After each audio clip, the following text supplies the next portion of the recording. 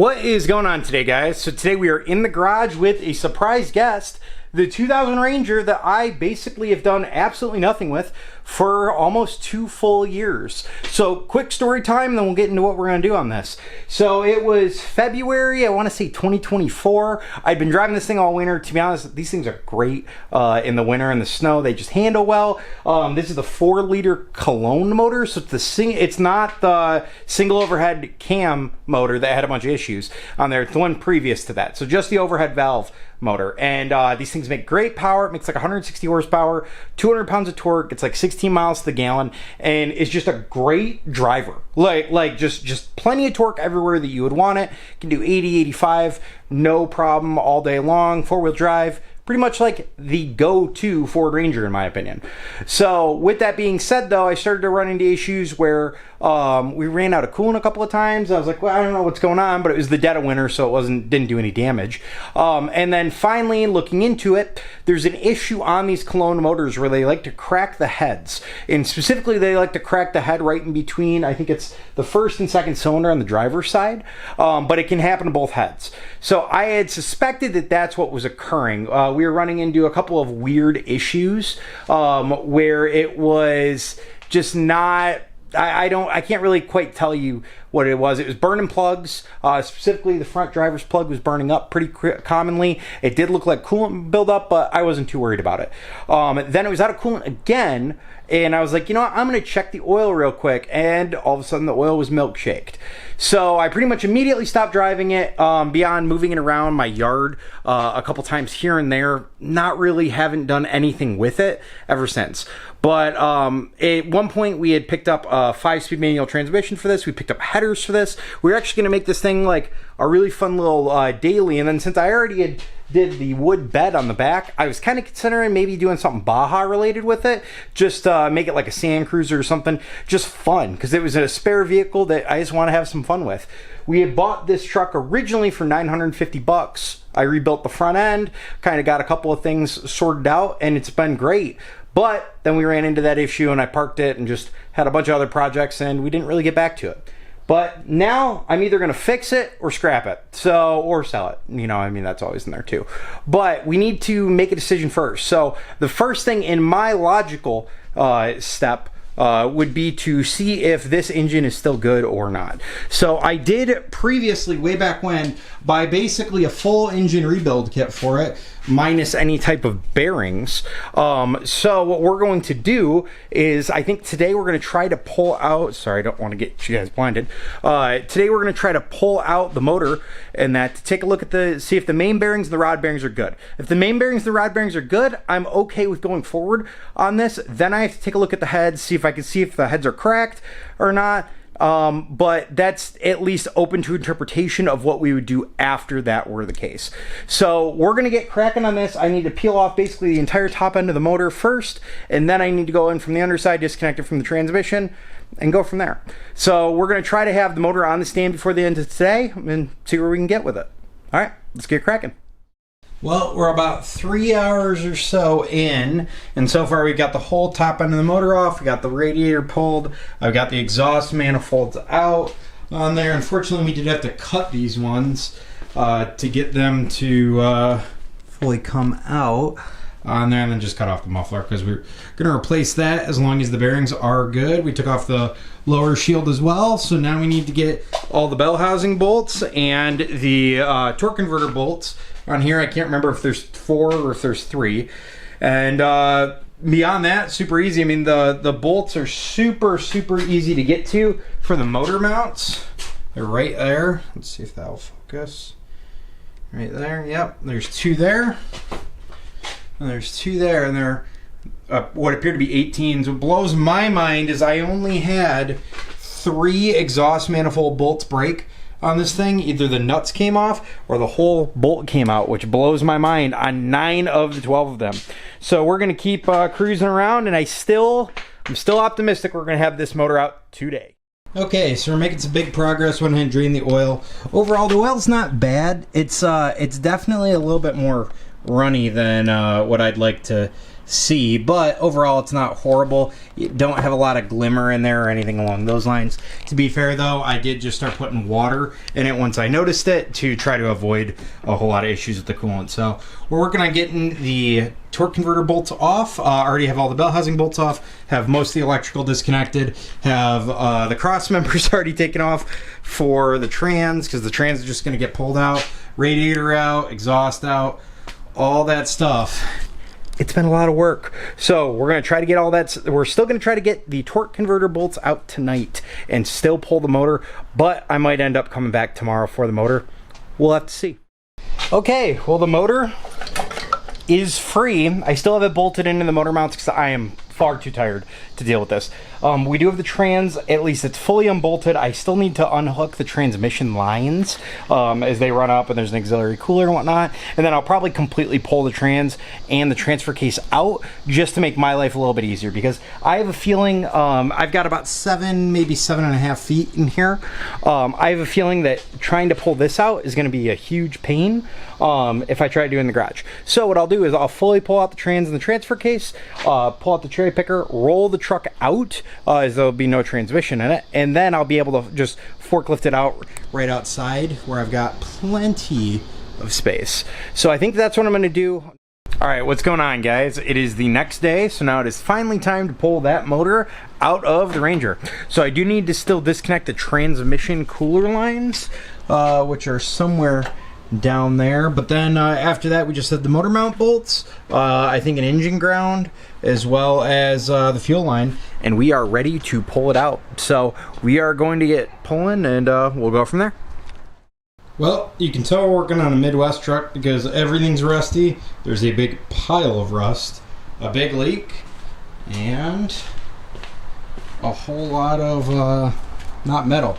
But on the plus side, we are ready to finally pull this motor. We got the cherry picker all set up. We got the engine bolts mounting nuts all out. So there's 2 on each side. Just broke free pretty easily. So I'm gonna hook her up and yank her out.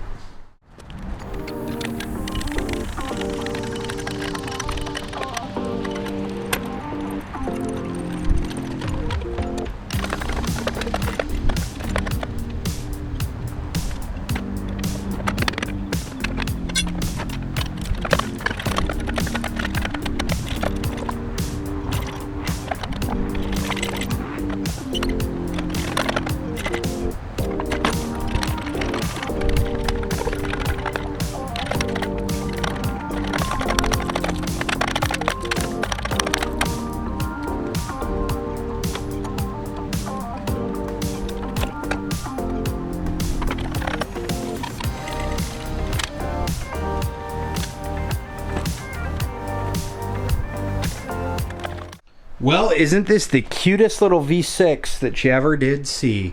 So got her on the stand, everything's good to go. You can see the exhaust studs that I still need to extract. We need to ideally get these completely out, as if I do put this all back together, I do have a set of headers for it, so we'll just extract those. I do have a neat little electric heating apparatus that I think will be really, really good on these. Get them nice and piping hot, and then see if we can break them free from that position. But beyond that, there she is. She's pretty good. Unfortunately, I only have 2 bell housing bolts in right now because the 2 bottom ones, which would be ideal, are in the oil pan, and that's got to come off.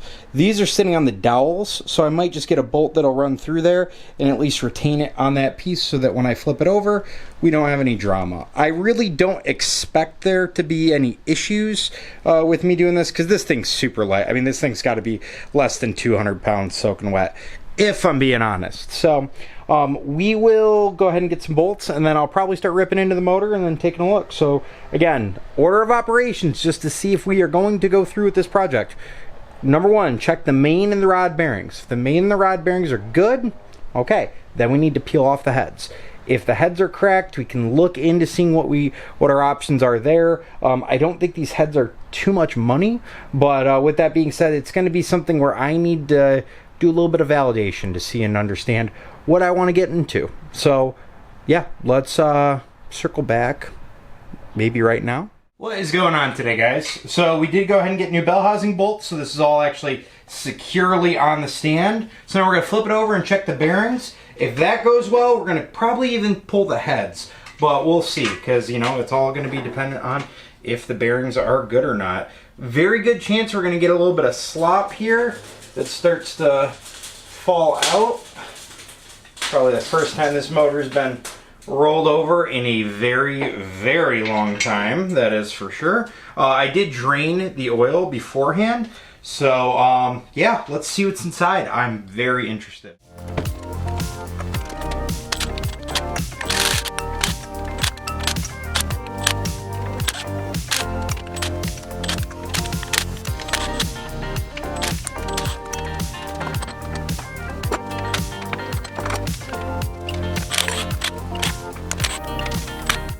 So there's two interesting sockets. There's one on this that is long, and there's another one that is short right here.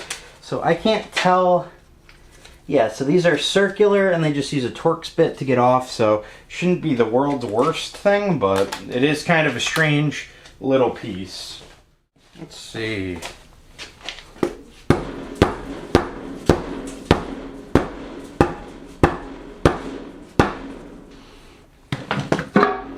There we go.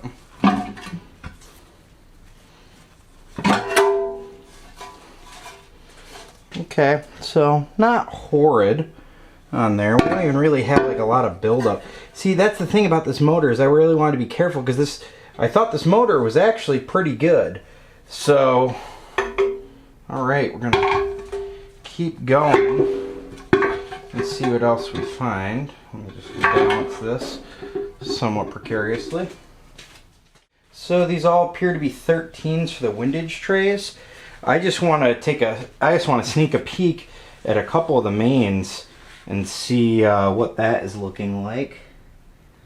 See, this is very similarly to the 302s, where there's a drive pump for the oil pump there, so that shouldn't be a big deal. Take out our broken dipstick, and then we'll be moving. Okay, let me grab some sockets.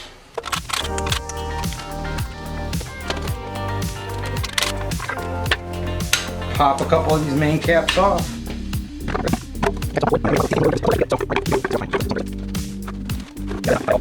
Baby hammer time!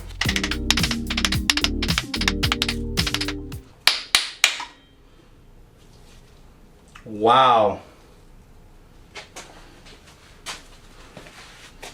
That is impressive. There's a small touch of wear there, but these are beautiful. Okay, I'm going to keep going, but this is an excellent sign so far.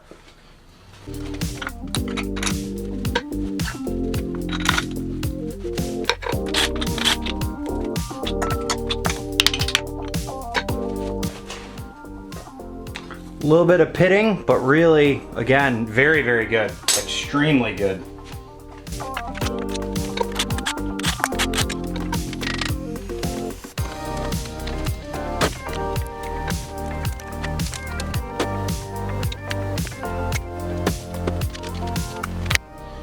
There we go.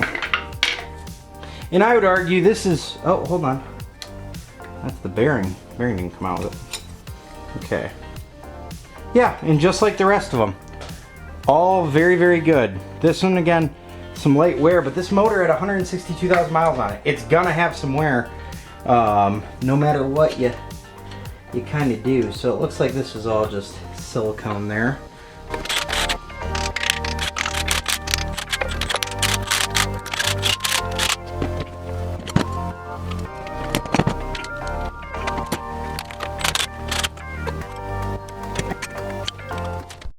Alright, it's time to check the last bearing now that we pulled the oil pump off. And man, everything is looking good so far. So we're really not expecting any surprises here.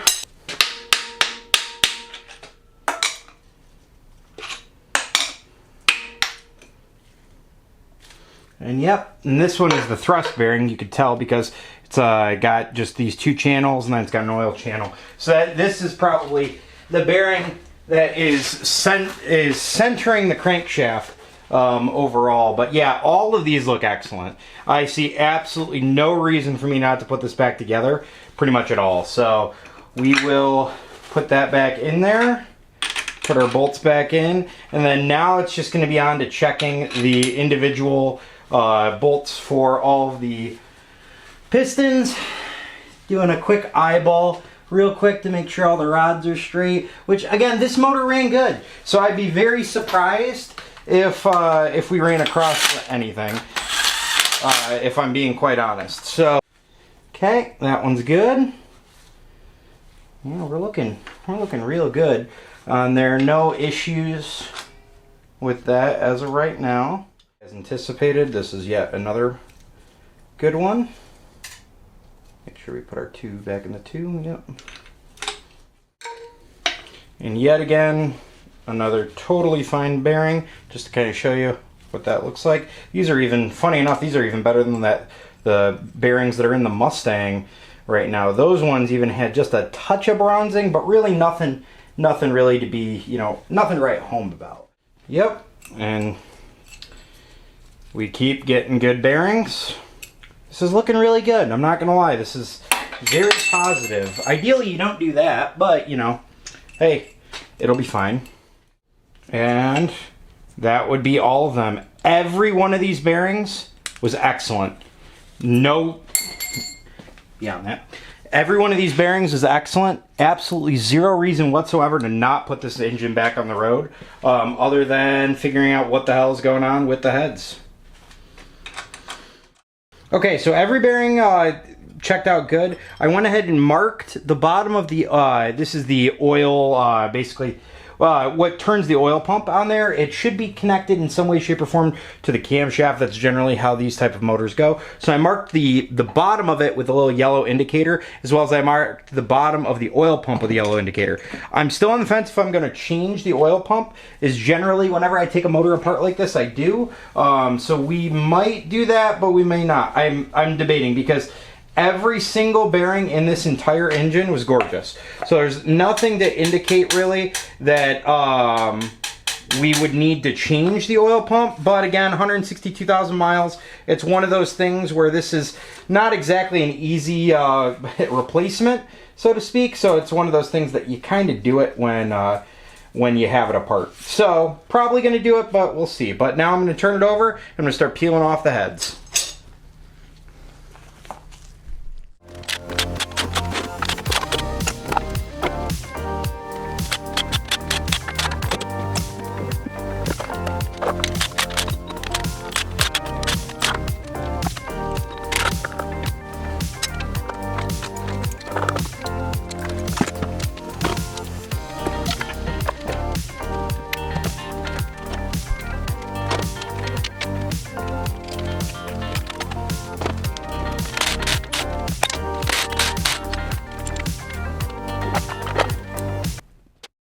Okay, after the comedic relief of the battery dying in the camera, let's pop this open.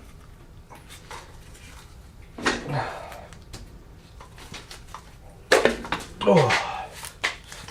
Okay. Whoa. Alright, we got a little bit of showing on this one. Now, to be fair, this cylinder might have just sat open a little bit, but we got a little bit of a rust ridge there. Not a huge deal. But these coolant ports, I'm just looking to see if you got any obvious cracks. Now, on these 4 liters, they did have a problem where they would also crack right near the spark plug hole. It would crack the head right there, like there wasn't enough material. Let's pop open the side that I think is going to be the actual issue, which is this driver's side, the true driver's side. Because I was going through plugs on this first cylinder right here like crazy.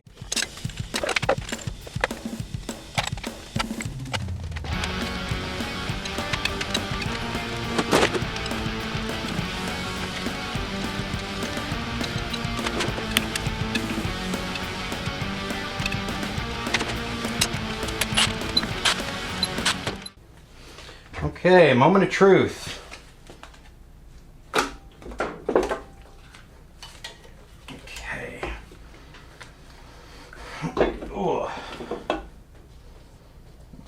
see. Again, I don't see any obvious signs of failure on the head gasket. Nothing that would immediately indicate a failure. Let's grab the razor blade though.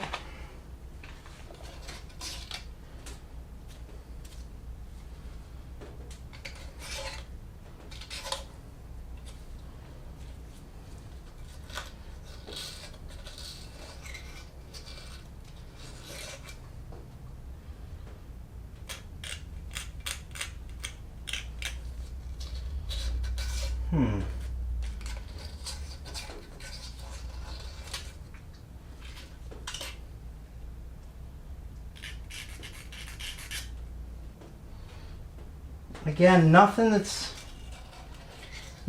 really indicating that we've got a failure. Not immediately, at least. But,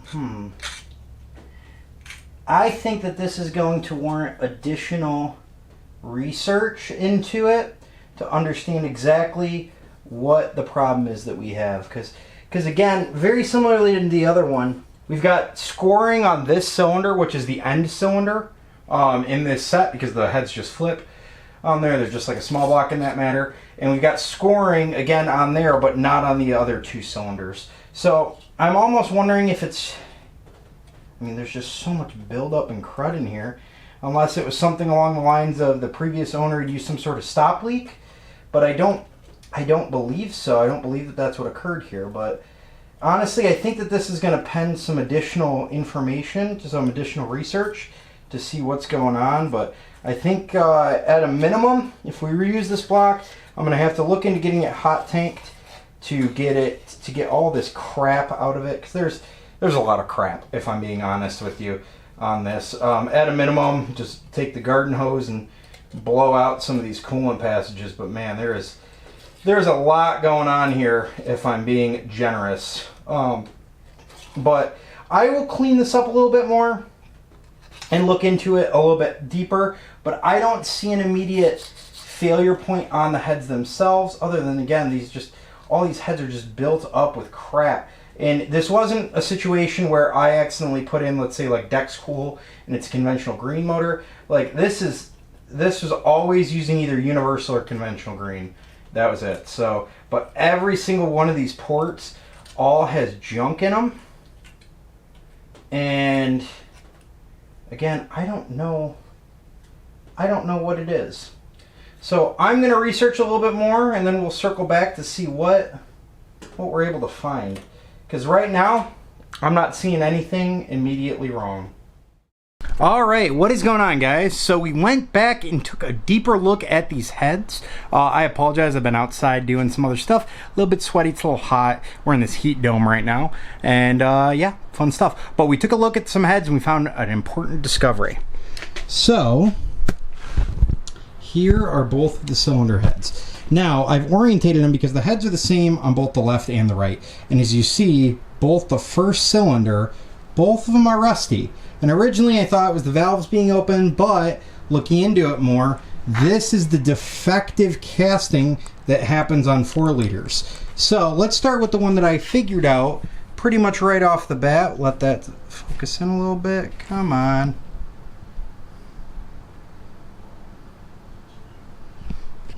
If it's gonna go. Let's see. Okay, so if you guys can see that right there, and I mean it is very, very tiny, and I don't even know if I can focus in on it without it doing all sorts of funky stuff. But essentially there's a hairline crack right there. Now that explained that head, but I was trying to figure out what was going on with this one. And come on. There we go. What was going on with this one? So I went ahead and on this one I hit it up just with just an abrasive pad just to get that clean. And I said, you know what, I'm going to hit this one up too. And lo and behold, there's one right there above my finger as well. So it appears that this was the issue with the entire engine, because everything else on that motor was totally clean.